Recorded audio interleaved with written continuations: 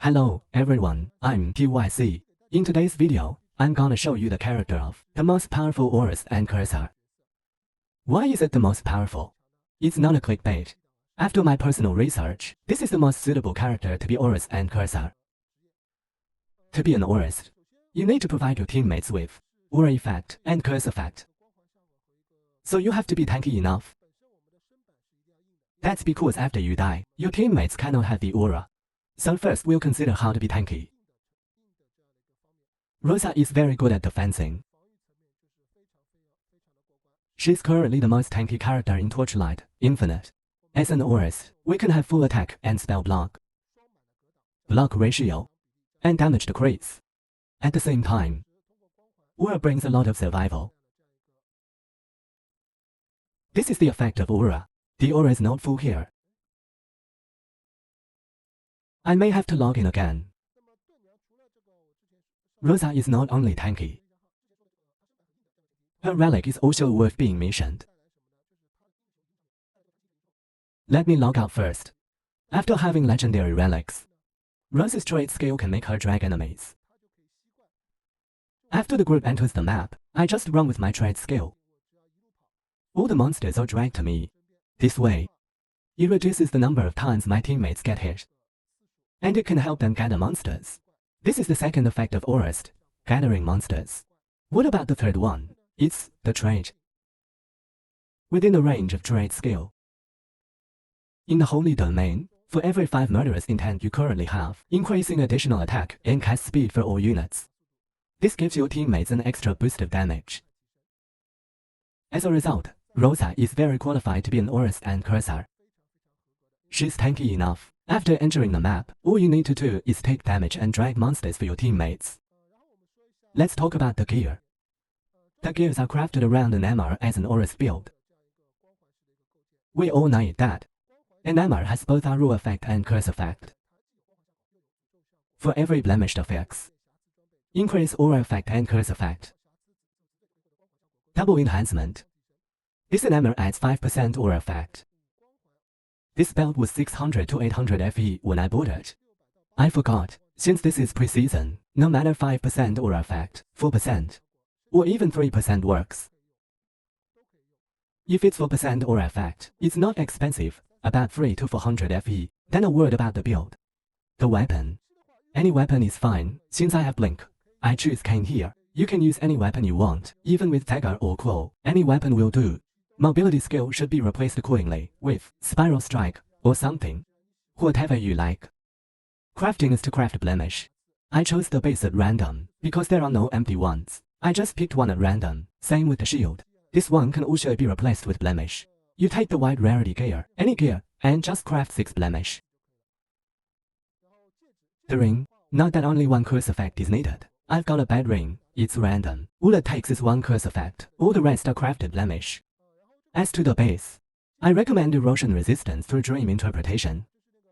Normal dream interpretation will do. The other ring is the same, a curse effect. The rest is blemish. Why curse effect? Because we have double curse. When combined with a teammate, you can add curse effect. And with an MR, there will be a massive damage boost. The shoes, there are aura effect and movement speed.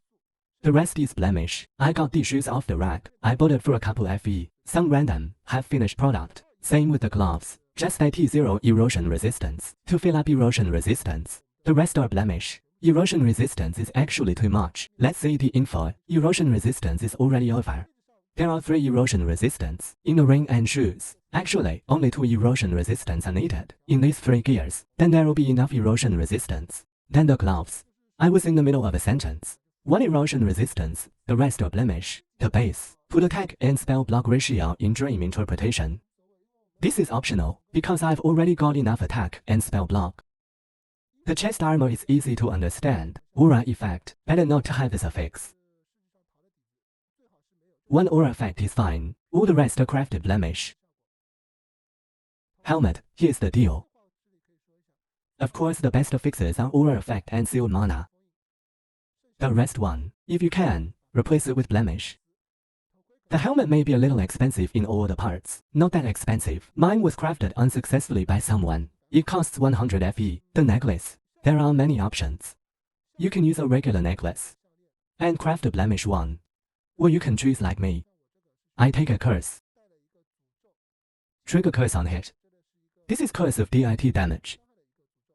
There are various versions of this necklace. You can also use elemental resistance or something else. We can look at the necklaces here. You may choose electrocute curse, biting cold curse, or a physical one like vulnerability curse, choosing the right curse for you. Take illusory ocean silk that can be corroded to get curse effect. This way, you add more damage to your teammates. That's pretty much the gears. Also, the gears are replaceable. For example, the weapon and shield. We can choose this weapon. Traveler's Prayer. It adds to aura skill level and 70 to 90% aura effect. Compared with an armor, it adds more aura effect. The downside is that it reduces aura radius and reduces self-aura effect.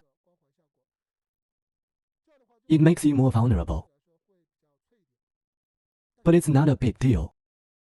Gloves can also have replacements. We can use this one. Malevolent Hand. You can cast one additional curse. Malevolent Hand brings elemental resistance, curse effect, and an additional curse. As a result, you don't need to look for an additional curse on Soul Candle. You can get some affixes like Aura Effect and Seal Mana for your Soul Candle. Here are some replacements for the gears. Then let's see the choice of Soul Candle. Skill first. There's really not much to say about the skill. Pile on the aura. What are these aura choices? Depend on what your teammates need. For example, if your teammates cast DOT damage, you take aura of DOT damage. If teammates are physical damage or range damage, you choose some precise melee aura or projectile aura. See what aura your teammates need. Here I've got room for a couple of must-have aura, like Steadfast, Nimbleness, Elemental Resistance, or Energy Fortress. These are all necessary. Then let's move to the upper ones. Safeguard Ring. It's a very good skill. It can protect our teammates as well as ourselves. Within the safeguard field, decrease additional damage taken by teammates. You can see, the character is huge, so the safeguard field is big. We usually drag the monsters in when we fight them, and Safeguard Ring is casted automatically. The area is huge. The damage taken by teammates is reduced in the safeguard field. At the same time, Resurrection Walkway weakens enemies. Weaken reduces damage from enemies. These are my ability skills. There's nothing to say. Also, my ability skills. Here I choose Force Shield. Why? Frost Shield casts curse on enemies. You need to hit enemies to trigger the curse. When the main skill deals damage, curse is triggered. After having Frost Shield, it generates 3 Frost Shields around the caster, so you don't need to cast any skills manually. You just need to turn on the trade skill, 1 click to walk, and you're done. Through Frost Shield, you can trigger double curse. Also, Frost Shield can mark enemies. Marked enemies will take additional critical strike damage. Secondly, you can inflict blind upon enemies. Blinding. Let's see, it can be combined with Divinity Slate. I'll get to that later. Frost Shield brings very many benefits. After the skills, let's look at the Soul Candle. There's not really much to say, just Sealed Mana. The first one is Sealed Mana. For the rest, aura effect, resistance, and movement speed are good. Another one is the Soul Candle of Additional Curse. It was bought for 30 FE, mostly so you can have double curse. Get an additional curse. These are the Soul Candles. Let's see Divinity Slate. I said, just now, what effect blinding leads to. Here's an affix in the slate.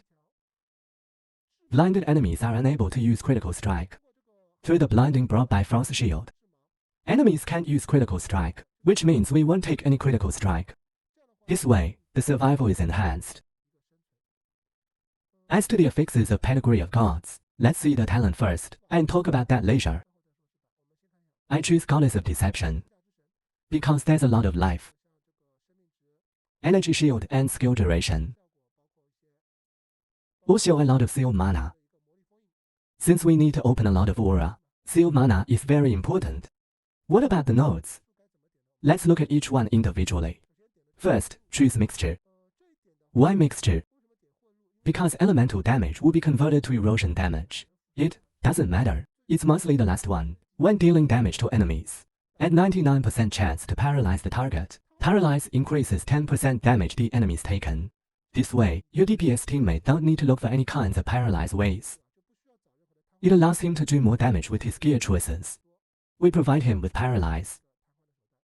The second is poison relief. It reduces the damage taken. There's not much to say about that. You can see my talent nodes and copy them. Next is Shadow Master. Also, here you only choose life, energy shield and seal mana. Just these three. Then here choose seal mana. And aura effect. Passive skill level, just copy my choices. Let's see wood. It adds part of seal mana as energy shield. Decrease 15% additional seal mana. The third one I choose Ronin. Choose Ronin is to make yourself more tanky. To reach full attack and spell block. Also, here we pile block ratio up to 80. Gains 5 favor rating when blocking. Fervor can be combined with centralize to decrease additional damage taken. Full defense is too immune to DOT damage. After skills, we're going to talk about Divinity Slash.